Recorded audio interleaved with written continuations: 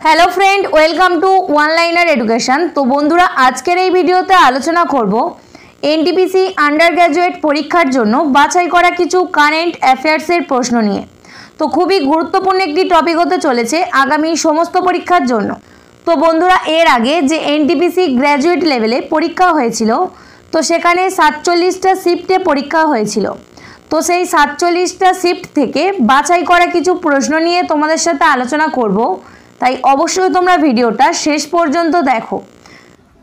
আজকের প্রথম প্রশ্ন দেখো, 2025 সালে কে বিশ্ব খাদ্য পুরস্কার জিতেছেন? সঠিক উত্তর অপশান এ মারিয়েঞ্জেলা হাংরিয়া। তো বন্ধুরা মারিয়েঞ্জেলা হাংরিয়া যিনি ব্রাজিলের মাইক্রোবায়োলজিস্ট, তো 2025 সালে বিশ্ব খাদ্য পুরস্কার জিতেছেন ব্রাজিলীয় মাইক্রোবায়োলজিস্ট মারিয়েঞ্জেলা হাংরিয়া। তো তিনি জৈবিক নাইট্রোজেন ফিক্সেশন এবং মাটির ব্যাকটেরিয়ার মাধ্যমে উদ্ভিদের পুষ্টি সরবরাহ নিয়ে গবেষণার জন্য এই পুরস্কার পেয়েছেন। পরবর্তী প্রশ্ন, সম্প্রতি কে 2025 সালের বিশ্ব স্নুকার চ্যাম্পিয়নশিপ জিতেছেন? সঠিক উত্তর অপশান বি ঝাও জিনটং। তো 2025 সালে বিশ্ব স্নুকার চ্যাম্পিয়নশিপ জিতেছেন ঝাও জিনটং। তো তিনি ফাইনালে মার্ক উইলিয়ামসকে হারিয়ে এই শিরোপা জিতেছেন। তো বন্ধুরা এটি ছিল তার প্রথম বিশ্ব স্নুকার শিরোপা, এর সঙ্গে কোনো চীনা খেলোয়াড়ের প্রথম বিশ্ব স্নুকার শিরোপা। তো এই টুর্নামেন্টটি অর্থাৎ 2025 সালে বিশ্ব স্নুকার চ্যাম্পিয়নশিপ যেটা ইংল্যান্ডের শেফিল্ডের ক্রুসিবল থিয়েটারে অনুষ্ঠিত হয়েছিল। পরবর্তী দেখো, প্রথম কোন ভারতীয় শিল্পী FISM world championship of magic 2025-এ সেরা ম্যাজিক ক্রিয়েটর এর পুরস্কার জিতেছেন? সঠিক উত্তর অপশান বি সুহানি শাহ। তো ভারতীয় শিল্পী সুহানি শাহ যিনি FISM world championship of magic 2025-এ সেরা ম্যাজিক ক্রিয়েটর এর পুরস্কার জিতেছেন। তো বন্ধুরা তিনি এই পুরস্কার জেতা প্রথম ভারতীয়। তো বন্ধুরা FISM হলো জাদু জগতের সবচেয়ে মর্যাদাপূর্ণ প্রতিযোগিতার মধ্যে একটি। তো একে প্রায়শই জাদুর অলিম্পিক বলা হয়। তো বন্ধুরা এই প্রতিযোগিতাটি অর্থাৎ 2025 সালে FISM world championship of magic যেটা ইতালির তোরিনোতে অনুষ্ঠিত হয়েছিল। তো বন্ধুরা তোমরা যারা এখনও আমাদের চ্যানেলটিকে সাবস্ক্রাইব করোনি অবশ্যই গিয়ে সাবস্ক্রাইব করে নাও টপিক ওয়াইজ কারেন্ট অ্যাফেয়ার্সের জন্য। তো বন্ধুরা কিছুদিন আগে আমাদের জুলাই মাসের একটা PDF যেটা আমাদের টেলিগ্রাম চ্যানেলে দেওয়া আছে, যারা এখনও সেটা দেখোনি অবশ্যই গিয়ে দেখে নাও। তো যারা এখনও আমাদের টেলিগ্রাম চ্যানেলের সাথে যুক্ত হওনি অবশ্যই গিয়ে যুক্ত হয়ে যাও, টেলিগ্রাম চ্যানেলের লিঙ্ক নিচে ডেসক্রিপশন বক্সে দেওয়া আছে। পরবর্তী দেখো, ভারত ও কোন দেশের মধ্যে যৌথ সামরিক মহড়া বোল্ট কুরুক্ষেত্র 2025-এর 14তম সংস্করণ আয়োজন করা হয়েছে? সঠিক উত্তর অপশান সি সিঙ্গাপুর। তো ভারত ও সিঙ্গাপুরের মধ্যে যৌথ সামরিক মহড়া বোল্ট কুরুক্ষেত্র 2025-এর 14তম সংস্করণ যেটা অনুষ্ঠিত হয়েছে। তো এই মহড়াতে সিঙ্গাপুর আর্মার্ড ব্রিগেডের 42তম রেজিমেন্ট এবং ভারতীয় সেনাবাহিনীর মেকানাইজড ইনফ্যান্ট্রি রেজিমেন্ট অংশ নিয়েছে। পরবর্তী প্রশ্ন, 2031 সালে ফিফা মহিলা ফুটবল ওয়ার্ল্ড কাপ কোন দেশে আয়োজন করা হবে? সঠিক উত্তর অপশান বি মার্কিন যুক্তরাষ্ট্র। তো 2031 সালে ফিফা মহিলা ফুটবল ওয়ার্ল্ড কাপ যেটা মার্কিন যুক্তরাষ্ট্রে অনুষ্ঠিত হবে।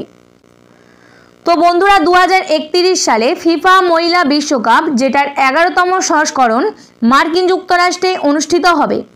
তো যা প্রতি 4 বছর অন্তর আয়োজিত আন্তর্জাতিক নারী ফুটবল চ্যাম্পিয়নশিপ। তো এই আসরটি প্রথমবারের মতো 32টি দলের পরিবর্তে 48টি জাতীয় দল নিয়ে অনুষ্ঠিত হবে। আচ্ছা এর আগে অর্থাৎ 2027 সালে ফিফা মহিলা বিশ্বকাপ যেটা আয়োজন করা হবে ব্রাজিলে, অবশ্যই তোমরা মনে রাখবে। পরবর্তী দেখো, 2025 সালের জুলাই মাসে 45 বছর বয়সে কে বিশ্বের দ্বিতীয় সবচেয়ে বয়স্ক মহিলা টেনিস খেলোয়াড় হিসেবে WTA পেশাদার একক ম্যাচ জিতেছেন? সঠিক উত্তর অপশান সি ভেনাস উইলিয়ামস। তো জুলাই 2025-এ 45 বছর বয়সে ভেনাস উইলিয়ামস যিনি WTA পেশাদার একক ম্যাচ জিতে বিশ্বের দ্বিতীয় সবচেয়ে বয়স্ক মহিলা টেনিস খেলোয়াড় হয়েছিলেন। তো বন্ধুরা তিনি অর্থাৎ ভেনাস উইলিয়ামস, যিনি ওয়াশিংটন ওপেনে পেটন স্টান্সকে হারিয়ে এই রেকর্ড গড়েছেন। তো বন্ধুরা এই জয়ের মাধ্যমে তিনি মার্টিনা নাভারাত্রিলোভার পর দ্বিতীয় বয়স্ক মহিলা হিসেবে WTA ট্যুর লেভেলের একক ম্যাচ জিতেছেন। পরবর্তী দেখো, মে 2025-এ কোন দেশ আনুষ্ঠানিকভাবে নিউ ডেভেলপমেন্ট ব্যাংক অর্থাৎ NDB এর নতুন সদস্য হিসাবে যুক্ত হয়েছে? সঠিক উত্তর অপশান ডি, আলজেরিয়া। তো NDB এর নতুন সদস্য হিসাবে যুক্ত হয়েছে আলজেরিয়া। তো মে 2025-এ আলজেরিয়া দেশ আনুষ্ঠানিকভাবে নিউ ডেভেলপমেন্ট ব্যাংক এর নতুন সদস্য হিসাবে যুক্ত হয়েছে। তো বন্ধুরা NDB অর্থাৎ নিউ ডেভেলপমেন্ট ব্যাংক, যেটা গঠন হয়েছিল 2014 সালে, যার সদর দপ্তর অবস্থিত চীনের সাংহাইয়ে। তো বন্ধুরা খুবই বাছাই করা গুরুত্বপূর্ণ কিছু প্রশ্ন নিয়ে আলোচনা করছি, অবশ্যই তোমরা ভিডিওটা শেষ পর্যন্ত দেখো।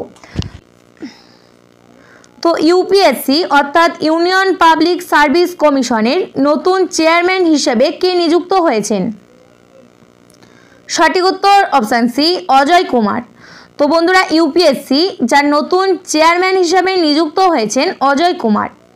তো অজয় কুমারকে ইউনিয়ন পাবলিক সার্ভিস কমিশনের নতুন চেয়ারম্যান হিসাবে নিযুক্ত করা হয়েছে। তো রাষ্ট্রপতি দ্রৌপদী মুর্মু দ্বারা প্রাক্তন প্রতিরক্ষা সচিব ডক্টর অজয় কুমারকে UPSCর নতুন চেয়ারম্যান হিসেবে নিযুক্ত করা হয়েছে। তো বন্ধুরা ডক্টর অজয় কুমার একজন অবসরপ্রাপ্ত ভারতীয় প্রশাসনিক পরিষেবা কর্মকর্তা, যিনি 1985 সালে কেরালা ক্যাডার ব্যাচের সদস্য ছিলেন।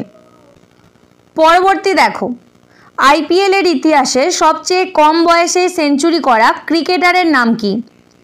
সঠিক উত্তর অপশান এ, বৈভব সূর্যবংশী। তো বন্ধুরা IPL এ T20-তে সেঞ্চুরি করার সবচেয়ে কম বয়সী হলেন 14 বছর বয়সী ভারতীয় ক্রিকেটার বৈভব সূর্যবংশী। তো ইন্ডিয়ান প্রিমিয়ার লিগে তিনি রাজস্থান রয়্যালসের হয়ে খেলেছেন। তো মাত্র 37 বলে তিনি সেঞ্চুরি করেছিলেন। কে? বৈভব সূর্যবংশী। পরবর্তী দেখো, ভারত ও কোন দেশের মধ্যে যৌথ সামরিক মহড়া সাইক্লোন 2025-এর তৃতীয় সংস্করণ কোথায় অনুষ্ঠিত হয়েছে? তো সাইক্লোন 2025-এর তৃতীয় সংস্করণ যেটা অনুষ্ঠিত হয়েছে, সঠিক উত্তর অপশান সি, মিশরে। তো ভারত ও মিশরের মধ্যে যৌথ সামরিক মহড়া সাইক্লোন 2025 এর তৃতীয় সংস্করণ যেটা রাজস্থানের মহাজন ফিল্ড ফায়ারিং রেঞ্জে অনুষ্ঠিত হয়েছে। তো বন্ধুরা এই মহড়াটি অর্থাৎ সাইক্লোন 2025 যেটা 10 থেকে 23 ফেব্রুয়ারি পর্যন্ত অনুষ্ঠিত হয়েছিল। তো বন্ধুরা আমাদের চ্যানেলে সামরিক মহড়ার রিলেটেড সমস্ত প্রশ্ন নিয়ে একটা ভিডিও বানানো আছে, যারা এখনো দেখোনি সেটা অবশ্যই গিয়ে দেখে নাও। পরবর্তী দেখো, কোন রাজ্য খেলো ইন্ডিয়া যুব গেমস 2025 ইভেন্টের আয়োজন করেছে? সঠিক উত্তর অপশান বি, বিহার। তো খেলো ইন্ডিয়া যুব গেমস 2025-এর ইভেন্টের আয়োজন করেছে বিহার।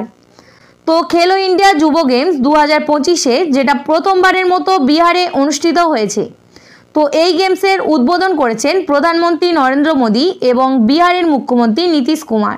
তো বন্ধুরা এই গেমের মাস্কট রাখা হয়েছে গজসিংহ, যেটা হাতির শক্তি এবং সিংহের সাহসের প্রতীক। তো বন্ধুরা খেলো ইন্ডিয়া যুব গেমস 2025-এ এই ইভেন্টটা যেটা বিহারের 5টি শহরে অনুষ্ঠিত হয়েছিল।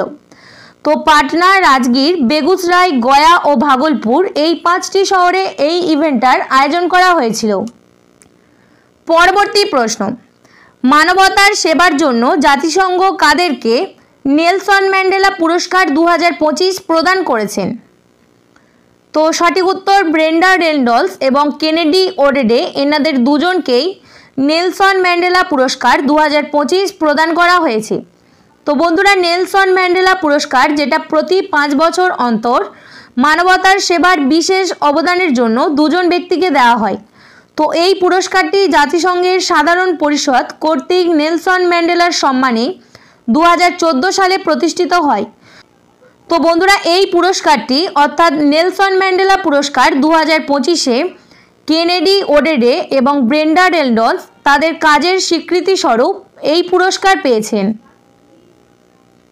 পরবর্তী দেখো, খেলো ইন্ডিয়া যুব গেমস 2025-এ কোন রাজ্য পদক তালিকাতে শীর্ষস্থানে ছিল? সঠিক উত্তর অপশান ডি, মহারাষ্ট্র। তো খেলো ইন্ডিয়া যুব গেমস 2025-এ পদক তালিকায় শীর্ষস্থানে ছিল মহারাষ্ট্র। তো বন্ধুরা মহারাষ্ট্র মোট 158টি পদক জিতেছে, যার মধ্যে 58টি স্বর্ণ পদক, 47টি রৌপ্য পদক এবং 53টি ব্রোঞ্জ পদক জিতেছে। পরবর্তী দেখো, 2025 সালে মানব উন্নয়ন সূচকে বিশ্বের 193টি দেশের মধ্যে ভারত কততম স্থানে রয়েছে? সঠিক উত্তর অপশান সি, 130তম। তো 193টি দেশের মধ্যে ভারত 130তম স্থানে রয়েছে। তো জাতিসংঘের উন্নয়ন কর্মসূচি অর্থাৎ ইউএনডিপি 2025 সালের মানব উন্নয়ন প্রতিবেদনে 2025-এ মানব উন্নয়ন সূচকে 193টি দেশের মধ্যে ভারতের স্থান 130তম। তো বন্ধুরা ভারতের মানব উন্নয়ন সূচক 2022 সালে 0.676 থেকে বেড়ে 2023 সালে 0.685 হয়েছে, যা দেশটিকে মাঝারি মানব উন্নয়ন বিভাগে স্থান দিয়েছে। পরবর্তী দেখো, নৌবাহিনীর প্রথম মহিলা ফাইটার পাইলট কে হলেন? সঠিক উত্তর অপশান ডি, আস্থা পুনিয়া।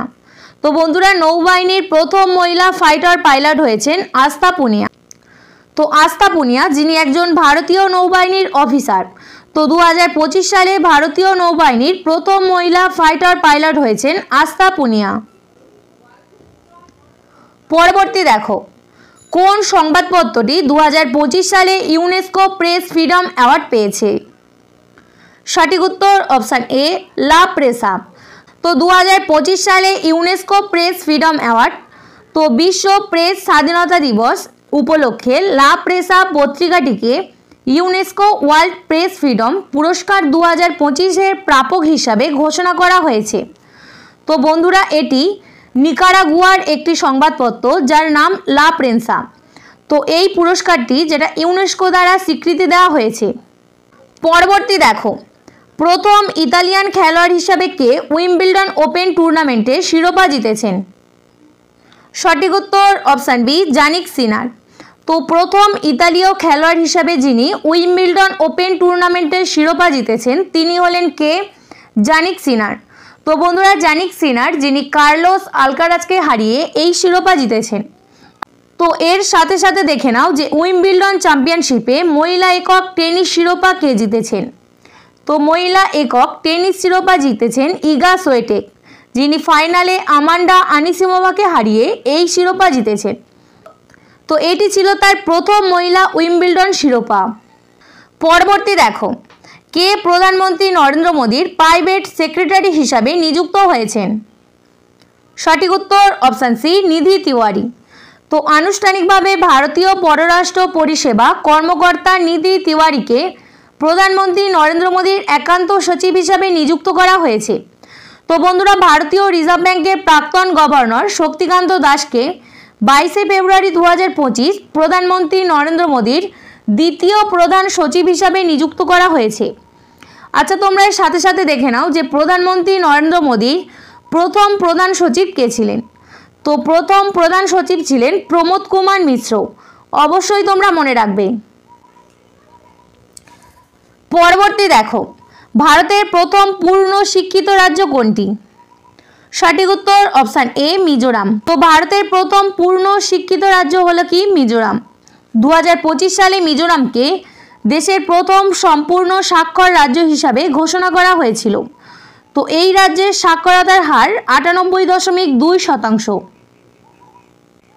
পরবর্তী দেখো, ভারতীয় ব্যাংক সমিতি এর চেয়ারম্যান কে নির্বাচিত হলেন? সঠিক উত্তর অপশান বি, চাল্লা শ্রীনিবাসুলু শেট্টি। তো বন্ধুরা স্টেট ব্যাংক অফ ইন্ডিয়া অর্থাৎ এসবিআই এর চেয়ারম্যান এর পরিবর্তে ভারতীয় ব্যাংক সমিতি এর চেয়ারম্যান হিসাবে নির্বাচিত হলেন চাল্লা শ্রীনিবাসুলু শেট্টি। অবশ্যই তোমরা মনে রাখবে। তো বন্ধুরা এই ছিল আজকের আমাদের বাছাই করা গুরুত্বপূর্ণ কিছু প্রশ্ন। যদি ভালো লাগে অবশ্যই লাইক করো। ধন্যবাদ।